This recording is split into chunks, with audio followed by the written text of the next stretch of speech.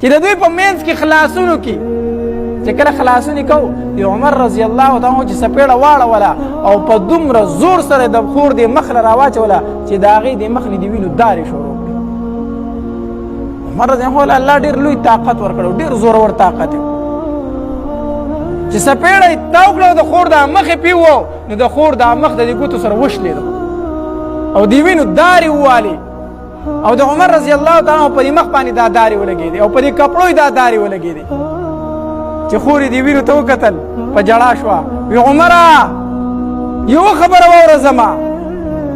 که ته عمر ابن خطاب یې د خطاب زوی نو زه د خطاب لور یم ګورې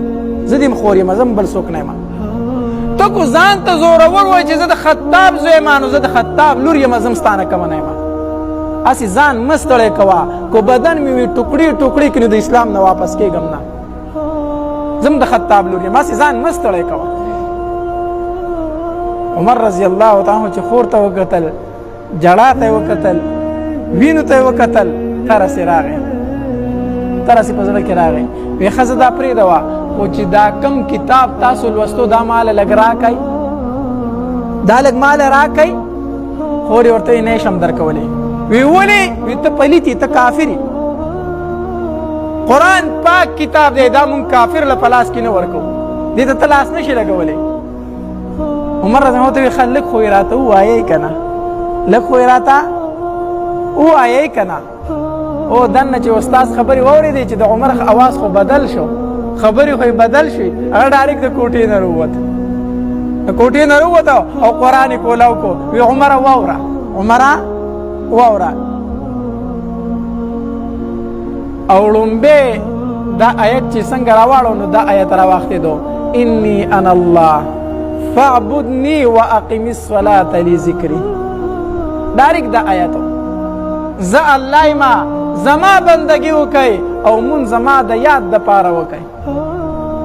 دا آیت چې واورېد عمر رضی الله تعالی عمر رضی الله تعالی فرمایل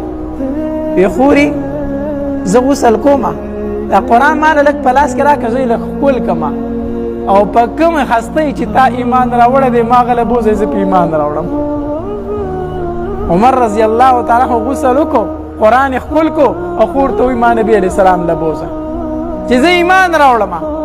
اوس دلته نبي علیه الصلاة وسلام په دار ارقم کې د خپلو صحابو سره ناست دی ځکه په مکه کې دا خبره خوره شوه وی عمر توره اغوستې ده او د نبي علیه السلام په مرګ پسې وتی دی ټوله مکه کې خبره خوره شوه که نه عمر توره اغوستې ده او نن دا قسم کړی دی په لات او په منات او په عزا باندې چې نن به د محمد مصطفی صلی الله علیه وسلم سر قلم کو په دې پسې وتی دی. نبی علیه السلام په دار ارقم کې د صحابو سره ناست دی تمام صحابه پریشانه دي چې دی راشي نو موږ به څه کوو ځکه د جهاد حکم خو لا راغلی نه دی وجلې خو شونه نو دی خو به زموږ محبوب ته نقصان ورسوي موږ به څه وکړو. په دې کې عمر رضی الله تعالی روان دی او سیده ورغی په دار ارقم باندې وردن نشو. نبی علیه السلام د خپلو صحابو سره ناست و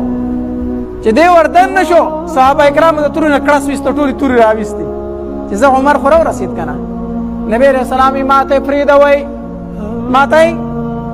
یو تن به نه خوځئ د خپل ځای نه. نبی علیه السلام ډېر زیات بهادر و صحابه کرام فرمایي وی مونږ په ټولو کې زیات بهادر چې و هغه نبی علیه الصلاة وسلام.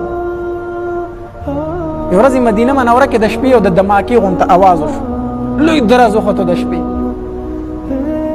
تمام خلک د کورونو نه غلی غلی رووت چې څه چل دی. صحابه کرام فرمایي چې مونږ رڼاګانې لګولې او مونږ سوره معلومات کولو نبی علیه الصلاة وسلام په شاتوره اس باندې بغیر د اس نه راغې زمونږ په خوا کې ودرېدو د اس نه ښکته راکوشو وي اوده شئ اوده شئ ما د مدینې منورې نه ګیر چاپېره چکر ولګو هېڅ نشته. مونږ چې د کورونو نه راوتو نبي علیه السلام شاتوره اس ته ختلی و بغیر د زین نه بربنډ اس ته ختلی و او مدینه منورې پې بیا ګیر چاپېره کتلی وه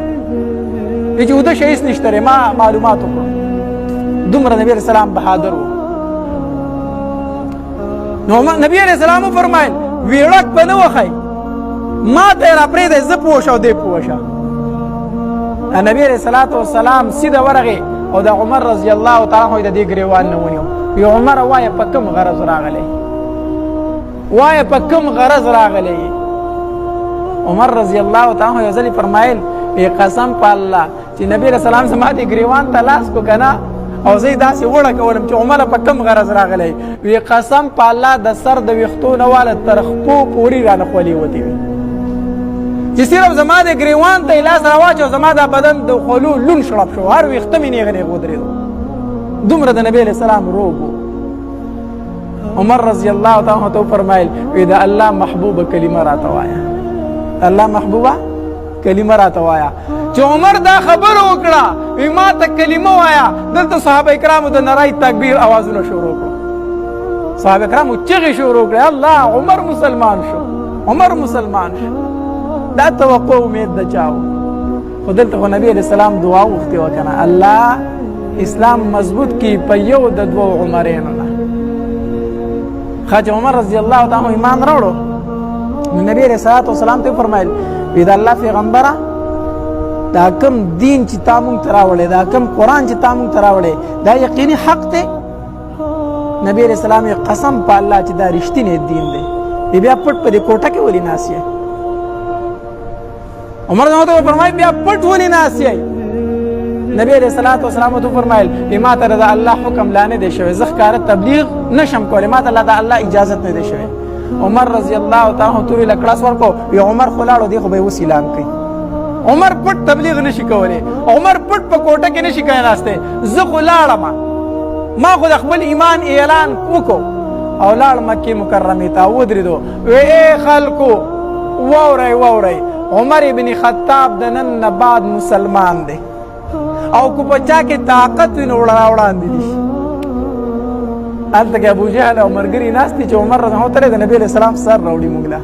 او دلته عمر په مکه کې اعلان وکړو د بیت الله شریف سره خواته وی زه مسلمان شوم او د نبی السلام خلاف چې څوک را مخکې شي دا د الله رحم دی رحم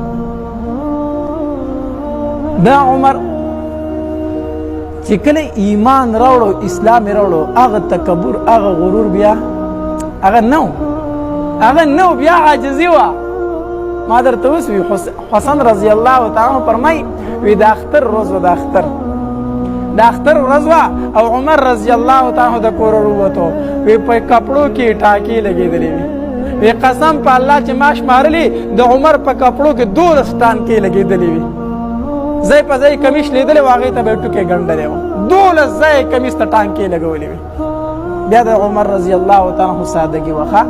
دا ولې دا یره راله د الله نه یره راله بیا دا عمر رضی الله تعالی عنہ په جماعت کې ناست دی داسې ځان له ناست یې فکر یې کو چې په ژړا شو دا اوښکې په دې ګیره را روانې شوې دا اوښکې په دې ګیره بهېدې صحابه کرامو ته راټول شو امیر المؤمنین ولې څه چلو شو ولې جاړې وی جاړم په دې باندې چې زه د مسلمانانو بادشاه یم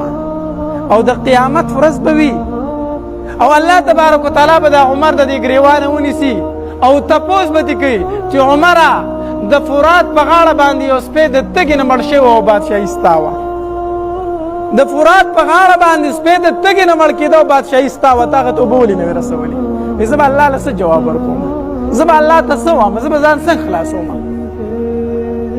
دا عمر